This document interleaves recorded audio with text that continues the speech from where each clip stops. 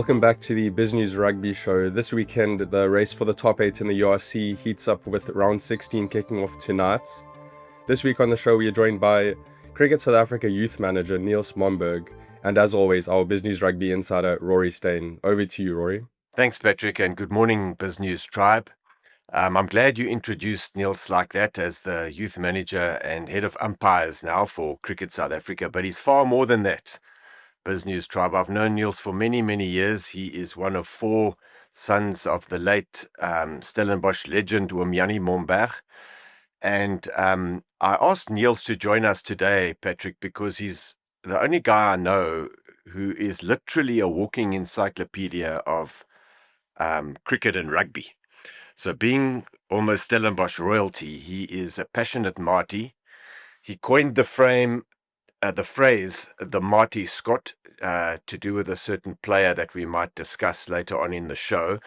And Niels, it's an absolute privilege and a pleasure to host you as we discuss this coming weekend's URC Round 16. We're getting into the sharp end now. We've only got 3 more rounds of the URC, and then it's straight into the quarterfinals.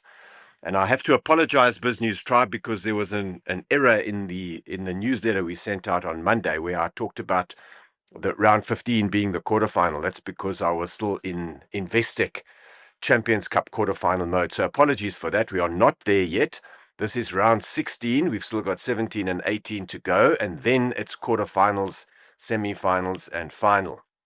So Niels, with that said, would you mind greeting the BizNews Tribe and introducing yourself? It's, as I said, wonderful to have you on board. Thanks, Rory. Thanks for that generous and kind introduction. And thanks, Patrick, as well, for inviting me. I always like having a chat and having a bit of a go about rugby.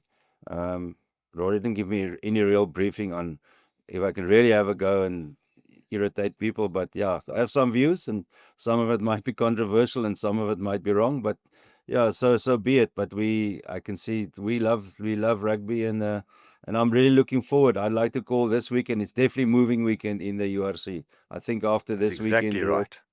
There'll be a lot of, we'll get to that, but it's moving weekend for me. Yeah, thanks for that, for Niels. As you said, and BizNews Tribe, we will be speaking to Niels again in the days that come following the end of the rugby season. I don't know what that means for South Africans. When is the end of the rugby season? We seem to have a 12-month season. But Niels has been deployed as a commentator on SuperSport Schools. And SuperSport Schools is something that BizNews Rugby definitely need to unpack and to explore, because without getting ahead of ourselves or putting the cart before the horse, that is the conversation for another episode. But SuperSport Schools stream something like 1,300 schools sports matches. Obviously, the kind of jewel in that crown would be the epic high school rugby matches that we see. It's incredible. No other country in the world does that. So we'll get to that. And as I said, Niels is a commentator there. But Niels, would you just tell us a little bit about your background, your upbringing in Stellenbosch High School? Niels also played professional cricket in Scotland, of all places. Niels, just tell us in 5 minutes or so about your sporting life, how your dad instilled in you and your brothers our love for this wonderful game called rugby. Go ahead, Niels. So, Rory, I grew up in Stellenbosch, was born there many, many moons ago. Grew up in Stellenbosch, grew up under the mountains there. My dad was his later life, he was an ambassador. He wasn't politician as well. But in his early life, when I grew up, he was a sports administrator, stroke wine farmer. He was Western Province Athletics president. He was Boland cricket president. When I was young, he played cricket still. So I basically grew up next to the sports fields. But I think my love for rugby came. My dad had a close relationship with Dr. Craven.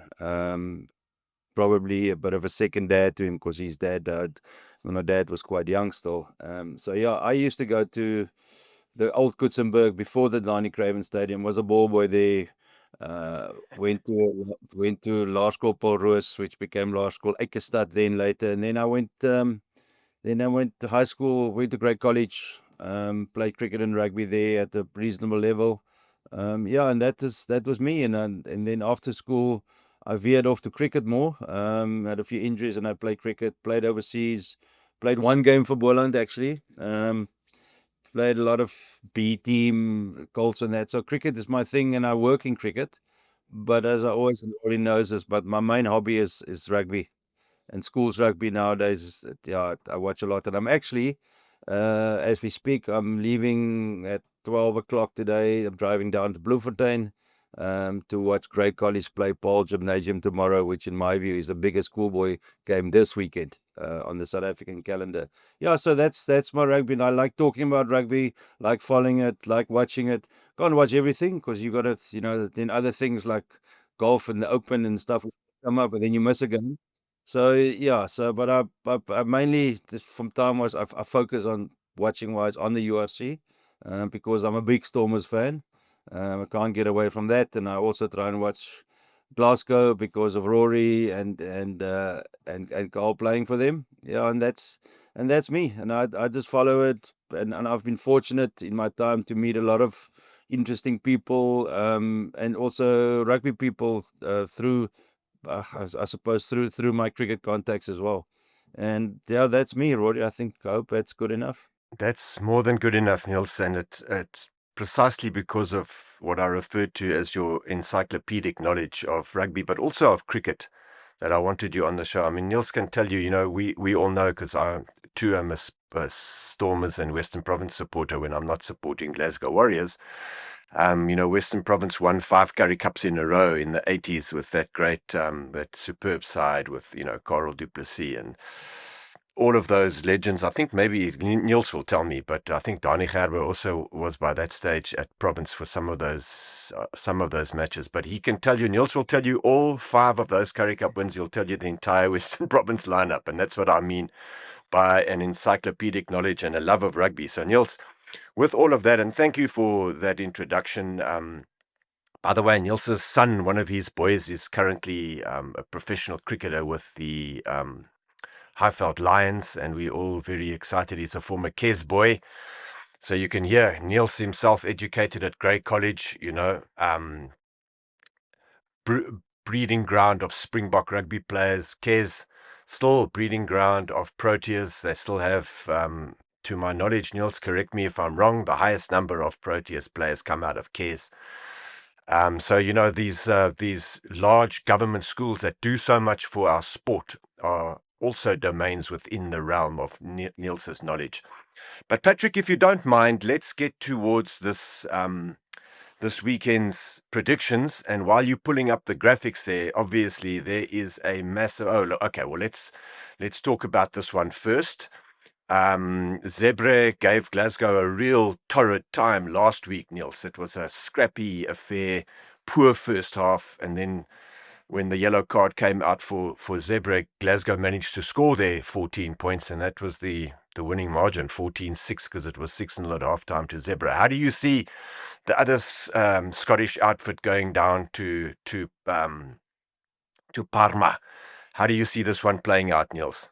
I'd go with Edinburgh here. I mean, I think they've probably still got a mathematical chance of qualifying for the top 8. I mean, I think so if I look at the log. I mean, Zebre is basically down and out. I think they're propping up the log.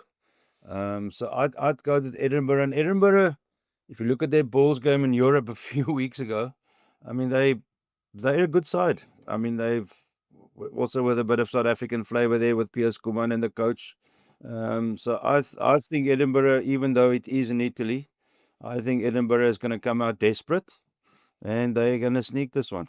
That's a bold prediction, Niels, and I don't often differ with you, but I have a suspicion that Zebre are so hurt by the fact that they let that one get away last week that they might just prove us wrong here.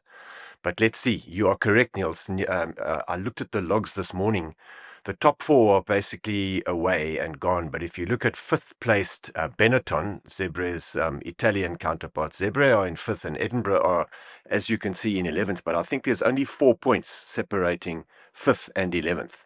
So this is going to be a moving feast, and that log table is going to change and move over the next 3 rounds, the 16th, 17th, and 18th rounds of the URC. So, yeah, it's certainly going to be tight. I don't think it's going to be an easy one. Thanks, Patrick. So I'm actually going to predict Zebre by a couple of points here.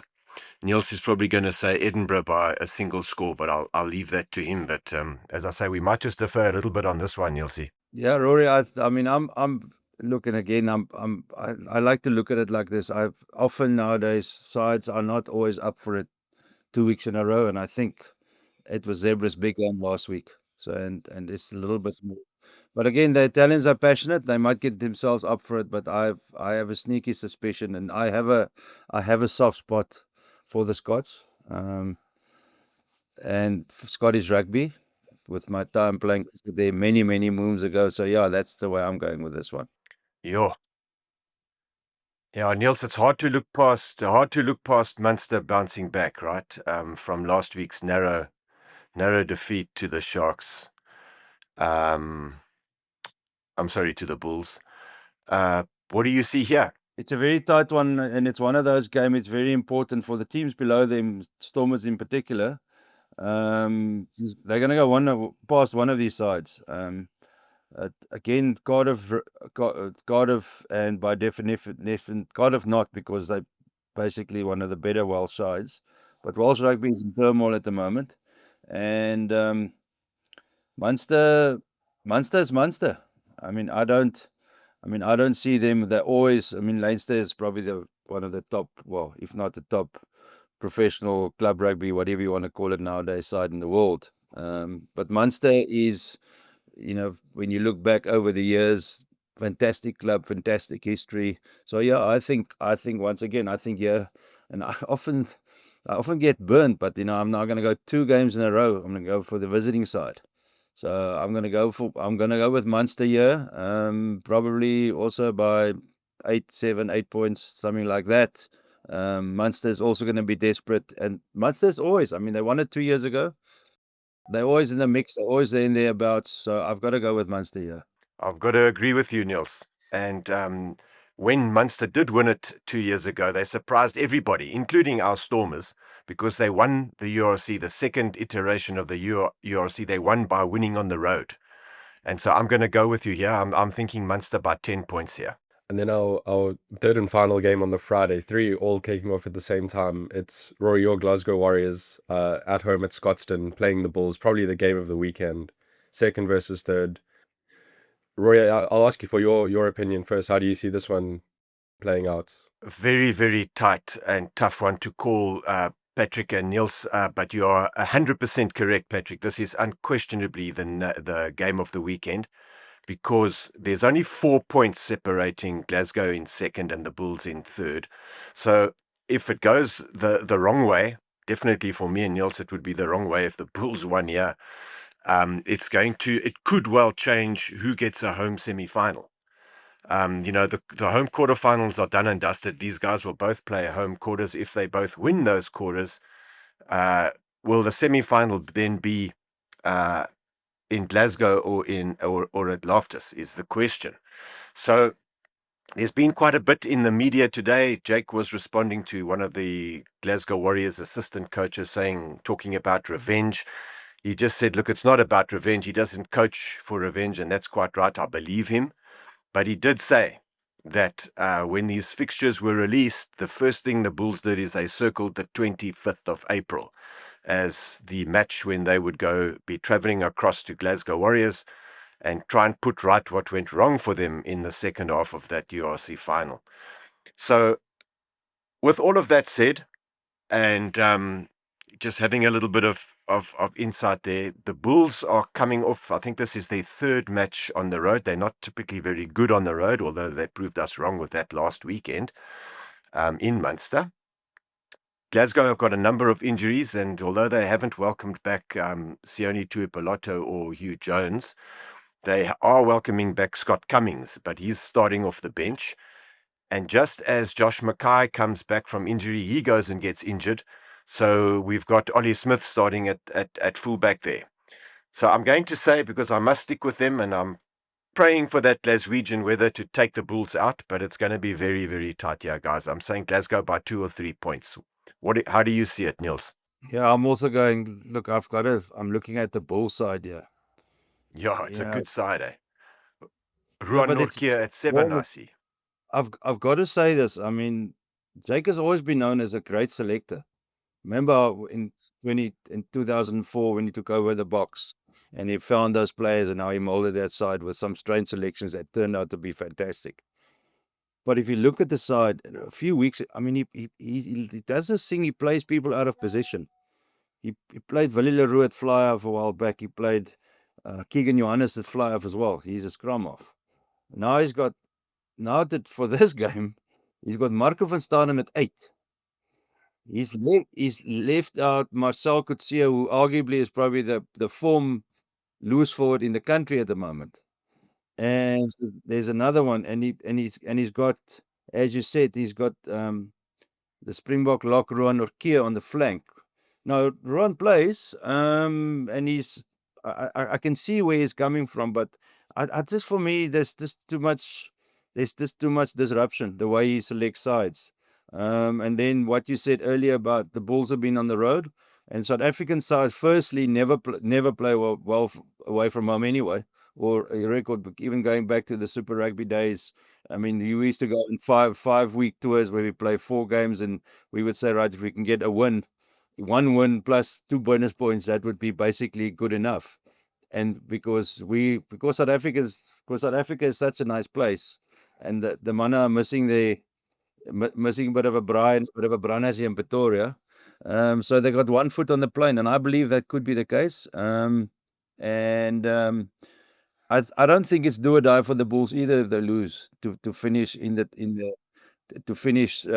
top 3 anyway. So I'm also going to go Glasgow, especially with their talismanic captain back, the Marty Scott, after his long injury. I mean, he's been back a few weeks, but again, I'm probably not objective, but I think Carl makes a big difference there, leading the team, and I think there's a great synergy between him and Franco Smith, the coach, as well.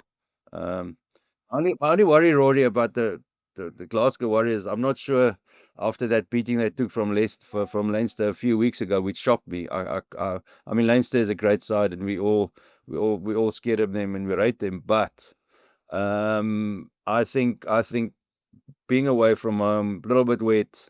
Bulls been there for a few weeks, definitely homesick by now. I would have been, and so I'm going to go Glasgow Warriors by 8. Good stuff. I think you're correct there with the Leinster. That Leinster game shocked everybody. I don't even want to talk about it anymore because we unpacked it last week, and it was shocking. We thought that they would bounce back against Zebra, and although they got a win, I wouldn't exactly call it a bounce back. I think it was a bit of a bounce back because their second half performance was so much better than the first. But I can tell you that, having spoken to Kyle yesterday, that they are aware that the Bulls are gunning for them. I mean, everybody's been gunning for them because they're the champions. They've got a massive target on their back, so they gun for them anyway. But they know the Bulls are coming to prove a point. And I just think the weather, the 3G pitch, it's not easy to play at Scotstoun on that 3G pitch. And the kind of steel, the backbone that Franco instills in his teams is going to do the thing. By the way, did you see whether Marty Scott is starting on tonight? Is he at 13? Yeah, he's at 13 tonight with Stafford McDowell because, as I said, Josh Mackay's injured, so Ollie Smith goes to 15, and then they've got Kyle Rowe and Seb Cancelliere on the wing. So it's a proper backline. They've always had poison in that backline. And they love to spin the ball. So they couldn't do that at Zebra. They did nothing against Leinster. So I'm hoping that we'll see some of that tonight. Okay, Niels, you have the floor, my butt. This is the Emirates Ellis Park game, and I think the Lions were really useless last week there. It surprised me how poor they were. So what do you think? I think a bounce back here, maybe. No, I'm worried. I'm as I've lived in Joburg for more than half my life now, I have a very soft spot for the Lions, but I'm concerned that something is not right there at the moment. The way if you look at the side, They played against Benetton, was it? Benetton, yeah, which was just about Yeah. Italy. So Benetton, I mean, that was a shock to me. I really thought the Lions would have been competitive in that game. I think they also have a mathematical chance if they can win with a bonus point tomorrow. So will try and do that. But Connacht, for me, watching them last week at the Stormers, they were desperately unlucky. But for some reason, the Stormers, we'll get to that, but their defensive system just went. I have a theory what happened there, but their defensive system just fell over. So I think Connacht was also still in the run. They're gonna come out. They're gonna come out smoking tomorrow. The Lions have got injuries as well, so I'm gonna go again for the. Okay, with Glasgow we went with the home side, but I'm gonna go away. I'm gonna go with Connacht here by 10. The Lions are. I'm really concerned about the lineouts were struggling. They were not scrumming well. Against an Italian side, with all due respect, and it is Benetton, but they didn't put their best team on the field. The Italian captain didn't start. He will start tomorrow against the Stormers. So I can't. It's gonna for me. It's gonna be a massive turnaround if we see the Lions that we got used to from about 6-7 weeks ago. So right now, and for my mind tells me, my heart tells me the Lions will come back, and they'll come roaring back, and I hope they do. But my head just tells me that Connacht Connacht's got a better chance. So they could be hungry as well. And I think I'm going to go with Connacht by 8, as I said earlier. You see, BizNews Tribe, why I invited Niels, because he sees things really differently, and I like you, am really trusting and hoping that the Lions, because they play such beautiful rugby and they're very, very hard to beat at Ellis Park, and they were poor last week. So your suspicion that, not all is well in the state of Denmark or in the state of Ellis Park, if that's true, Connacht are going to smack them, because Connacht are decent. They're a proper side. I'm going to go with my heart here and say that the Lions are going to show some of that pride of theirs, and they're going to say, listen, that last week was an aberration, although we were playing against a very good side. So I'm going to go with the Lions here by 7 to 10 points.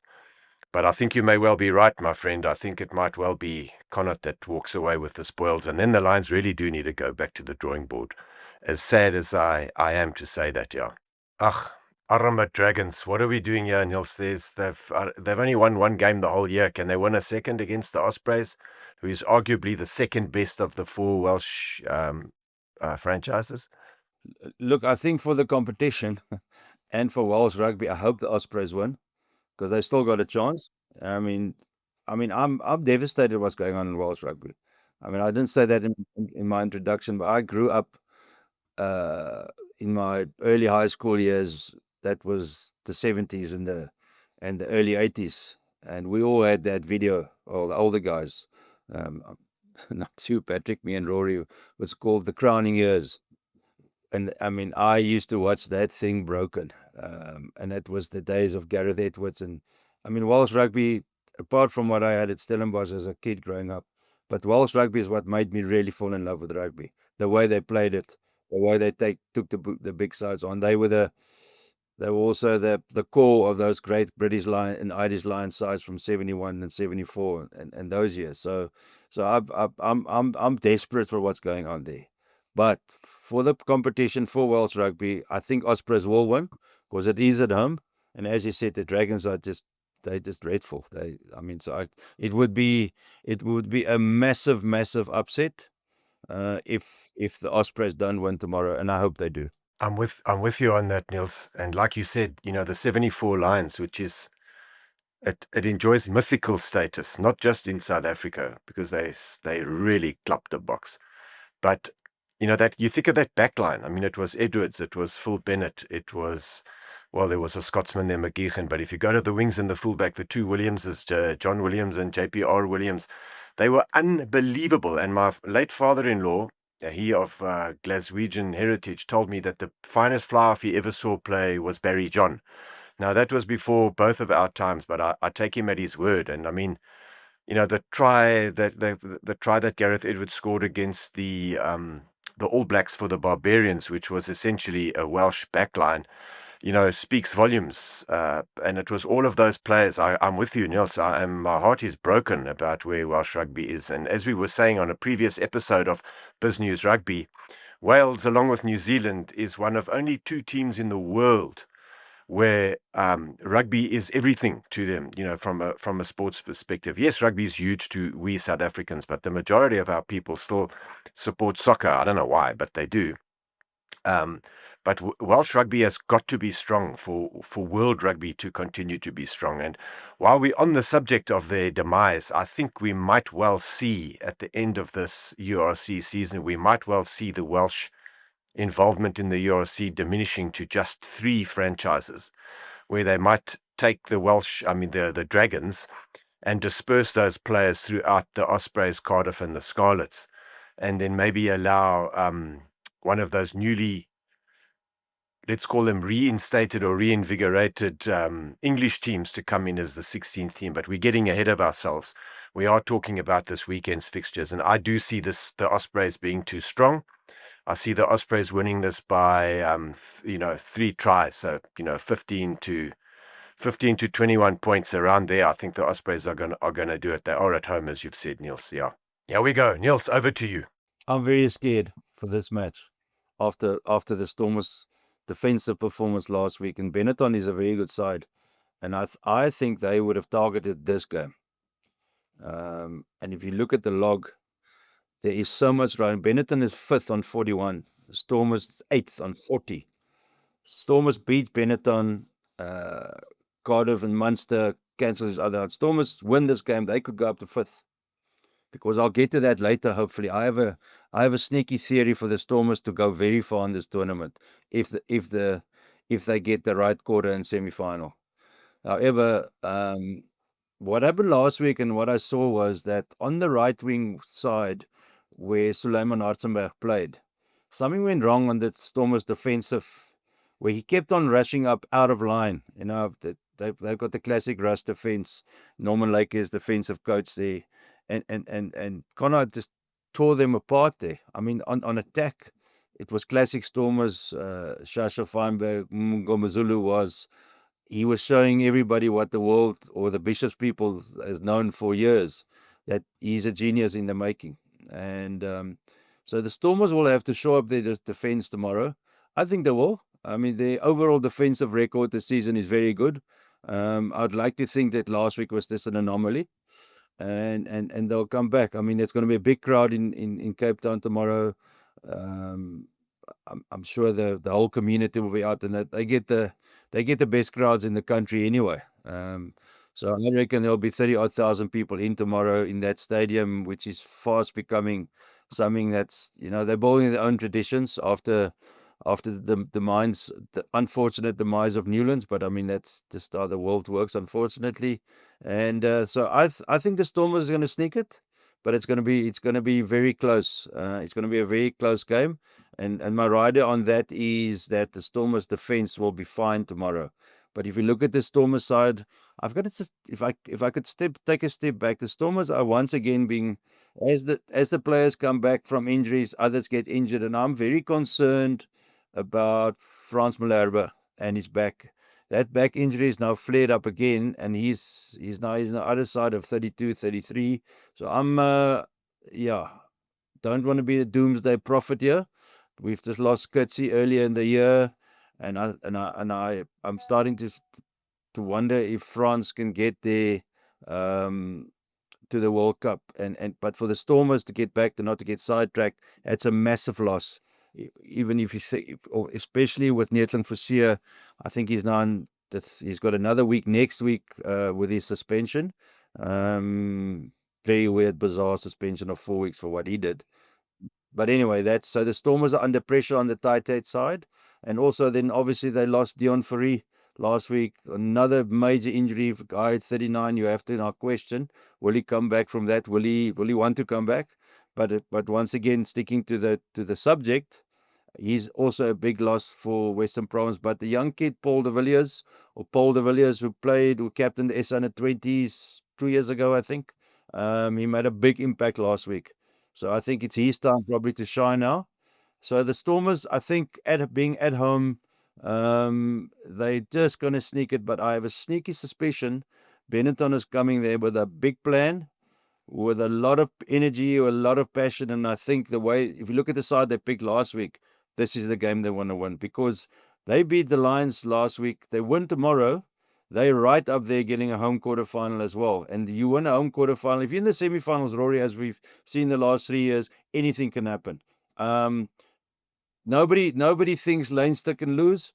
Anybody can, on a playoff day, you send a bull side like they did 3 years ago to Dublin, they can beat them.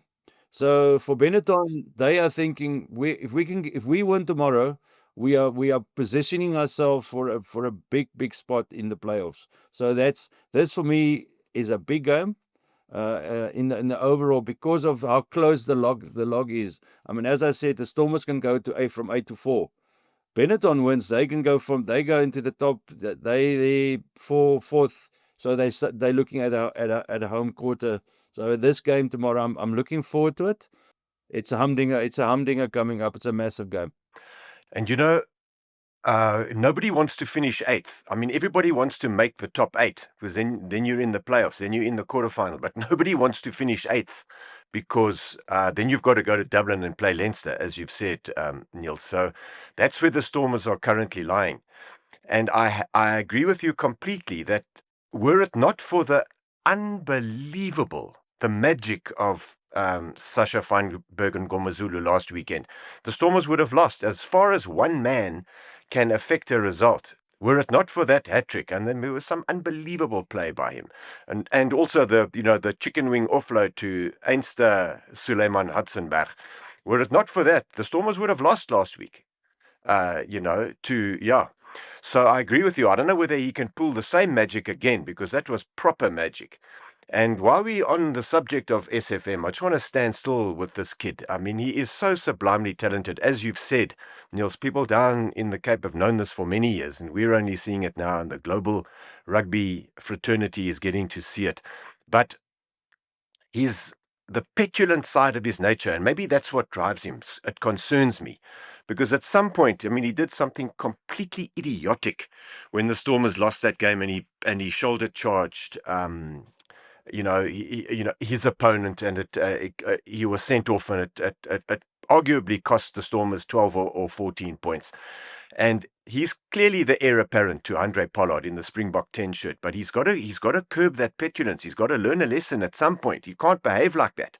And if he could do that, I mean, the sky's the limit with that kid. He is so good, so talented, and he's big, and he's fast.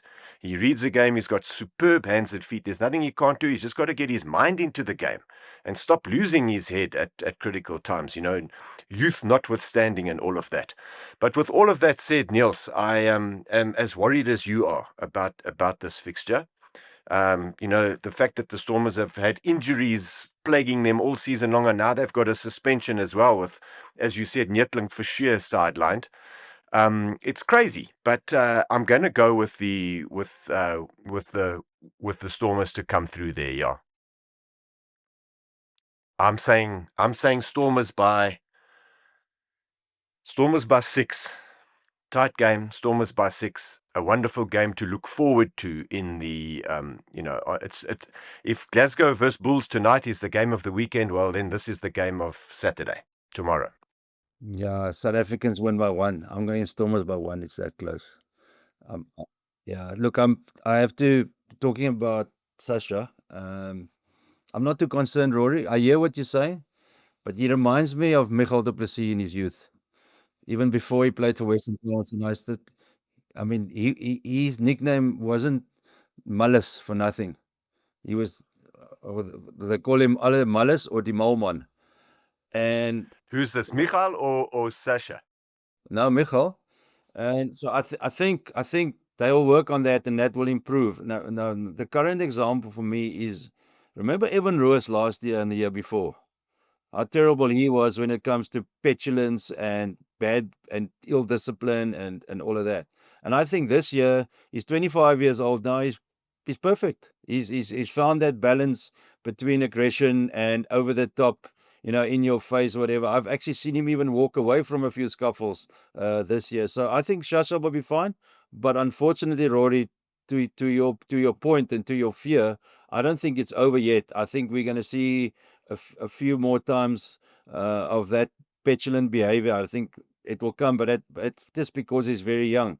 But I think another year without an injury, because he's about to embark on a Springbok season again, which I think is more structured and more laissez-faire. The way Rassie runs things as compared to Dobbo, and I'm not criticizing anybody here. I'm a big fan of Dobson as well, and the way he conducts things. But I think a year from now we'll look back at Sasha, and he will be the complete article, mentally and physically. My fear for him is actually that his body. I mean, he's had some big injuries, back-to-back injuries. I mean, it happens to players.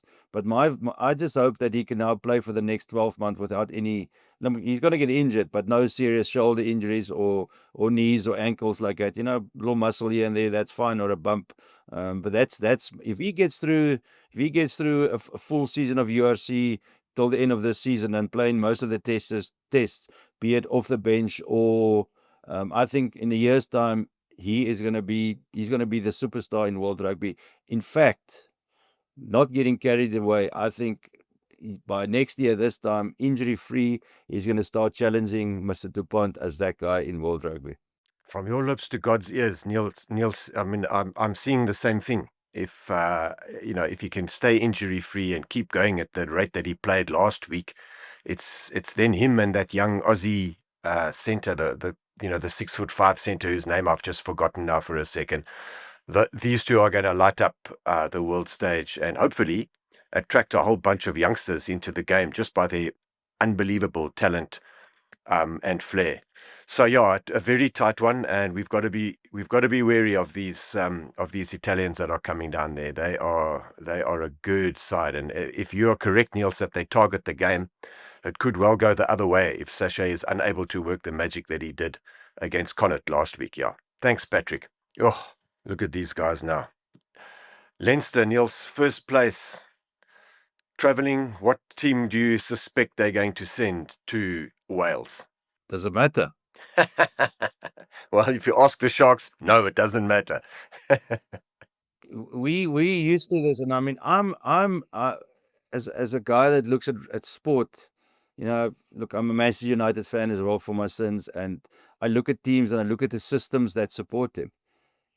I mean, Leinster, for a small country like Ireland, the systems, from what I believe and from what I've read and seen that they've put in place, and this to roll out players year after year, new players, young players. I think as sports institutions go, they up there as one of the best sports academies in the world today. If you look at their results, 100%. I mean, I can't talk about it here, but I know they've got scouts walking around here in South Africa. You see them here at the tournaments. They're looking at people. There's a very young, I'm not going to mention his name, a very young, very good schoolboy player at the moment with some Irish heritage. Apparently, they're sniffing there. So it just looks like they are so well organized. So getting back to the game, it will be a big upset if Scarlets can beat them even at Saddam. The Leinster comes to Pretoria with a C side and beat the Bulls. Goes to Cape Town with a B side, and they and it's not once off, Rory. They do it all the time. And again, I haven't seen their side yet. If they come there with their best side, I mean, that's look what they did to Glasgow, and there was another game that Quins as well. Now you're talking. So if we look at the URC as our product that us support, Bulls people, Stormers people, Scarlets people, Glasgow people, that's our team. That's our, when we go to when you're in Europe, that's a team that represent the URC. And then because I laughed at Stephen McDonald's comments this week about Barrett has to go back to New Zealand and he has to prove himself because the URC is a and I'm thinking, dude, did you bump your head somewhere? I mean, firstly, I mean, you don't say that, even if you think that that's just, and he's not an arrogant person, it never, New Zealanders are not, but it's just such an idiotic statement when you have a side like Leinster, who's basically on the cusp of, they need to win in Europe this year, maybe next year, and they'll be the dominant side in world rugby, there's no doubt. So back to, I mean, I reckon any side they put out, they're going to put 20 past the Scarlets tomorrow. That's my view. I agree with that. I'm seeing between 21 and 28 points here, four goals. Irrespective of which side you bring. Interestingly, Neil, since you mentioned this incredible pipeline, and you spot on that Leinster have, that is accredited to David Nucifora, who is the former Australian international that went to Ireland and put the pipeline in place, the whole development pipeline, which you know very well because of your work in Cricket South Africa and our pipeline. But he has now been contracted by Scotland, because Scotland only have 2 professional franchises, as we know. And due to the budget constraints and all of the targeting that came after Glasgow Warriors won the URC, the whole world wanted to sign their players. I mean, Sione Tuipulotu was hot property number 1. And Nucifora is now there to develop the pipeline. So that's why Henku Venter, for example, is leaving Glasgow Warriors, because there's a mandate to sign Scottish qualified players. Don't have to be Scotland born, but like this kid you were referring to, and we'll get to that in the further episodes when we talk Supersport schools, but there's a mandate from Scottish Rugby that they can only sign players now to Edinburgh and Glasgow Rugby that are Scottish qualified. And Nucifora is now the guy that's tasked with putting a proper development pipeline in place for Scottish rugby. So I think that's all good news. And as you said, Niels, Leinster's, I mean, with what are they? Are they 3 million people in Ireland? Not more than 4, certainly. Then they produce this kind of quality in one club side. It's extraordinary. Yeah, big game, for those boys from Durban. How do you see this, Niels? Yeah, it's a very difficult one to call. And again, if you look at the log, Ulster's definitely got something to play for. Sharks they're playing for a home final. And I think what I wanted to say earlier is that when I spoke about the Stormers, I mean, as a Stormers fan, my hope is that the Stormers can win tomorrow. And I think their last 2 games is against 2 of the Welsh sides, and I think they will qualify. But if the Stormers can get the Sharks in Durban or the Bulls in Pretoria in the quarters, then they got a real chance. I mean, that's what I'm looking at. So the Sharks, for the Stormers fans, the Sharks should win, because the Sharks lose here, they'll drop down. I mean, I'm not sure who they got next week, but then they're under pressure, so they will be quite desperate. But the Sharks, just for me, I just don't get it. I don't understand that with the players that they have, that they can, if they pitch up there tomorrow with Eben and Sia and Lukanya and all those guys, but they just seem to get it wrong in critical moments. I thought they were quite unlucky last week. So Ulster is, I think they've been better in previous years. It's a very difficult one to call, but I suppose I have to. I'm gonna go with my head and what I see. What my head computer tells me is what runs out on paper. Now, what runs out on paper tomorrow, the Sharks should win, and I'm gonna say they're gonna win by a score 6 to 8 points. I'm with you. I think it might even be higher. I think that their indifferent form has got to click at some point, and we've spoken about it so often in previous episodes of this show. Neil says there's clearly something not right in the whole setup down there with Sharks rugby. You can't have that amount of quality players who perform at an exceptional level for the Springboks come back to the Sharks and lose to a Leinster B and C team, as we saw. They've been so indifferent. But what a great point you make. If the Sharks finish outside of the top 4 and they have to play quarterfinals against the Bulls or the Stormers, watch out, because the Sharks are an exceptionally good playoff team, as we saw when they won the EPCR last year. They're very, very good when it comes to the playoffs, irrespective of their form. So we actually want them to continue to remain in fourth spot, so they don't encounter South African sides in those quarterfinals. Yes, it's a very good point. So I'm going the Sharks here by quite a few. I'm going Sharks by 12 to 15 points here, Patrick. I'll give the final thoughts to our guest, Niels, and thank you so much again, Niels, for your time. I just have one final thought, and it was something that I picked up a couple of days ago, that the Bulls are the only team to have beaten all 4 Irish provinces in the past year, in the calendar year. You know, it's like a tiger slam in golf. So I'm more than a little bit concerned for tonight's game. That's the lead into rounding off my talk, because I've got so much invested in Glasgow Warriors tonight. I'm worried about those Bulls, man. Obviously, they're bouncing back from the loss at Loftus. They've got a lot to play for, and it's got to be that Glasgow pitch and that Glasgow weather, and the Scotstoun faithful, the Warrior Nation, have got to get in there and make themselves heard, so that Glasgow can do it tonight. But I'm a worried man. And what a great weekend of rugby again we have to look forward to, BizNews Tribe. Please join me in thanking Niels. I'll give him, the final closing comments, but I just want to say, Niels, what a pleasure it's been to have you on. We look forward to having you again when we unpack a lot of what super sport schools have done, particularly within rugby. This is BizNews Rugby.